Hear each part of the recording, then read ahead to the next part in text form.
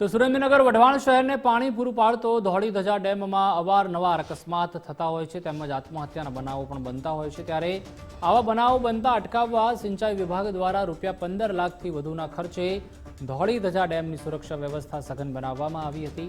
તેમાં ડેમની આસપાસ અંદાજે 2 કિલોમીટરથી વધુ વિસ્તારોમાં ફેન્સિંગ કરી દેવામાં આવી છે તેમજ મુખ્ય રસ્તા પર ગેટ મૂકી રસ્તો લોક કરી દેવામાં આવ્યો છે।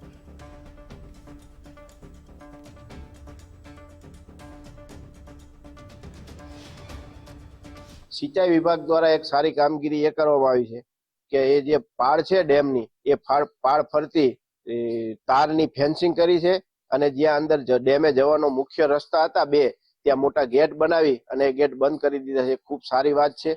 આવું ને આવું કામગીરી સરકારમાંથી થતી રહે તો લોકોને સારું લાગે। જે અકસ્માતે બનાવ બનતા હતા એ બંધ થાય અને એ ડેમને પાળ ઉપર અસામાજિક તત્વો પણ બેસતા અને લોકો ત્યાં એક મોટું મહાદેવનું મંદિર છે ત્યાં દર્શન કરવા જતા હોય તો એમને પણ સાંજના સમયે ડર લાગતો એવું લાગતું હતું। આ ડેમમાં અનેક લોકો નાહવા જતા હોય, કપડા ધોવા મહિલાઓ જતી હોય તો પગ લપસવાને કારણે અનેક લોકો મૃત્યુ પામે છે।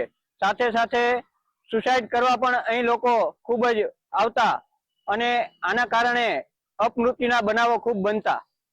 ત્યારે તંત્ર દ્વારા આ તમામ પરિસ્થિતિ ધ્યાને લઈ તાજેતરમાં તેની ફરતે ફેન્સિંગ કરવામાં આવેલી છે।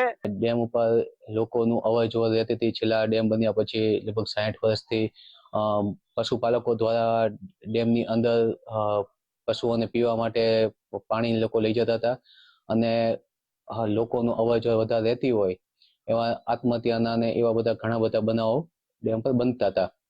તો એને રોકવા માટે અત્યારની કચેરી દ્વારા ડેમની પાળા ઉપર તથા ડેમના નીચેના ભાગમાં ફેન્સિંગ કરીને અને ગેટ મૂકીને બંધ કરવામાં આવેલ છે હાલમાં બધું, અને લોકોની અવર જવર પણ ઓછી કરવામાં આવેલ છે।